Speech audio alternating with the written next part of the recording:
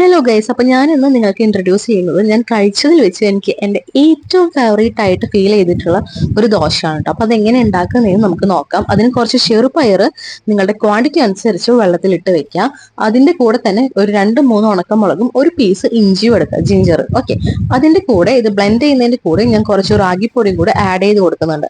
റാഗിപ്പൊടിയുടെ quantity നിങ്ങൾ എത്രയാണോ ചെറുപയർ എടുക്കുന്നത് അതിന്റെ ഒരു 1/4 പോർഷൻ അല്ലെങ്കിൽ അതിൽ 1/3 പോർഷൻ റാഗിപ്പൊടി ആക്കിയാൽ മതി. ഓക്കെ, മെയിൻ ആയിട്ട് ഇതിൽ നിൽക്കേണ്ടത് ചെറുപയറാണ് കേട്ടോ. ഇതെല്ലാം കൂടി നന്നായിട്ട് ബ്ലെൻഡ് ചെയ്തെടുത്തിട്ടുണ്ട്. കുറച്ച് വെള്ളം ചേർത്തിട്ടാണ് ബ്ലെൻഡ് ചെയ്തെടുത്തിട്ടുള്ളൂ. ഈ ഒരു കൺസിസ്റ്റൻസിയിൽ വേണം കിട്ടാൻ, ഭയങ്കര ലൂസായി പോകരുത്, ഈ ഒരു കൺസിസ്റ്റൻസി. അതിനുശേഷം ഞാൻ ഗീ നന്നായിട്ട് ചൂടാക്കി എടുക്കുന്നുണ്ട്. നിങ്ങൾക്ക് വേണമെങ്കിൽ ഓയിൽ യൂസ് ചെയ്യാം, കോക്കനട്ട് ഓയിൽ യൂസ് ചെയ്യാം, ഗീ യൂസ് ചെയ്യാം, അല്ലെങ്കിൽ ഒന്നും യൂസ് ചെയ്യാതെ ദോശ ഉണ്ടാക്കുന്നവരുണ്ട് നല്ല ഹെൽത്തി ആയിട്ട്, അല്ലെ. അപ്പൊ ഞാൻ ഇവിടെ ഗീ ഉപയോഗിച്ചിട്ടാണ് ദോശ ഉണ്ടാക്കുന്നത്. അതൊക്കെ ഓരോരുത്തരുടെ പ്രിഫറൻസ് ആണ് കേട്ടോ.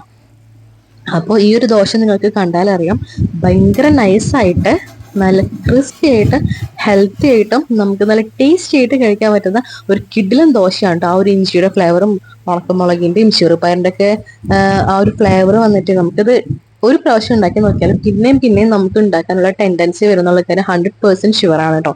അപ്പൊ ഞാൻ കഴിച്ചതിൽ വെച്ച് എനിക്ക് ഭയങ്കര ഇഷ്ടമായിട്ട് എൻ്റെ ഫേവറേറ്റ് ആയി നിൽക്കുന്ന ഒരു ദോശയാണ് കേട്ടോ. അപ്പൊ നിങ്ങൾ ട്രൈ ചെയ്ത് നോക്കാം.